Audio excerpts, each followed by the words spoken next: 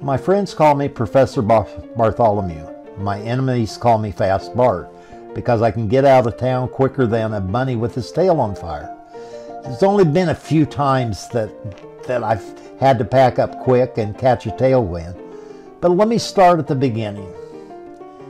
I was born somewhere between 1826 and 1830, I think. I really don't remember the date because the first thing I really remember is being in an orphanage in Warren County, New York, with my brother Matthew.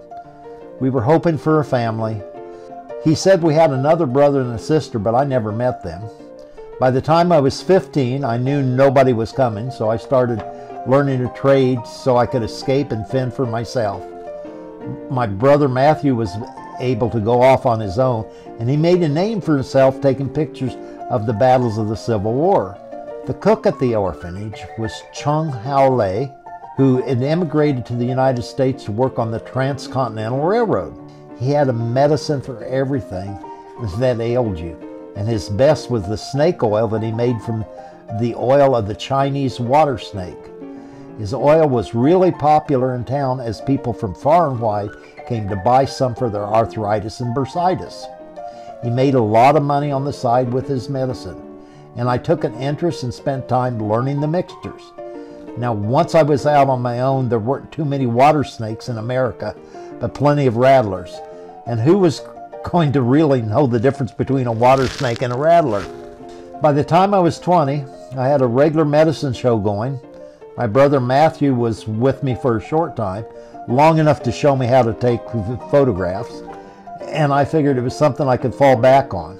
In Montgomery, Georgia, I was asked to perform a wedding for a young couple and bless them with an anointing oil. That was easy enough, and pretty soon wedding bliss oil was in demand. Truthfully, it was just mashed roses, some olive oil, and a little vinegar in a fancy bottle.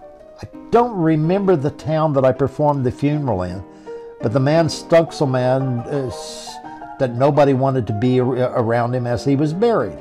I pulled out some oil and created a nice smelling mixture of scotch, lavender, lantern oil, and water.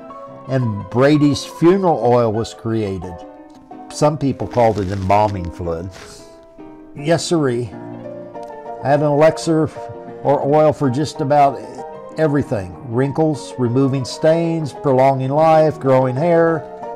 But folks was getting smarter and asking questions. So I hired a couple of friends to join me as shills in my audience, and I was making money again. I had my own patent medicine, and in some places I included musical acts and magical performances and storytelling. Kept the audience engaged while I sold my medicinal products. I was in my late 50s when a man called Clark Stanley came on the scene. He was introducing opium and cocaine in his medicines. People were hooked. My business slowed. My oils were nothing compared to the tonics and elixirs of the New Age. Cocaine drops were billed as toothache cures, but I can tell you some of your so-called pharmaceutical companies started out just as I did. That cocaine later went on to develop a Coca-Cola, a fizzy popular drink. I enjoyed being on the road, having no ties to anyone or anywhere. Met some wonderful people along the way that went on to be famous. Like the little lady Annie Oakley. She entertains the crowds in one of my shows, and I saw that she went on to become famous with Buffalo Bill Cody. Now, I met Bill Cody several years earlier as he was writing for the Pony Express. That outfit didn't last long, but it was a good idea.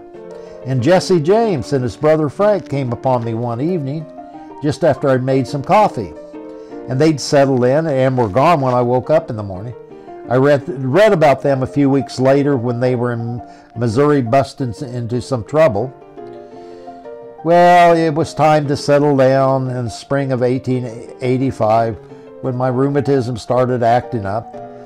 The decision to end my trade was made for me in July of 1885 when my horse went lame on Pikes Peak in Colorado, and he bucked, sending me, my wagon, and my entire supply of medicine down the mountain.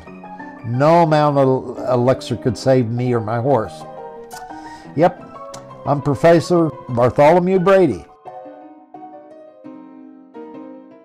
Hi, I'm Terry Cree. I portray Professor Bartholomew Brady with Interactive Entertainments.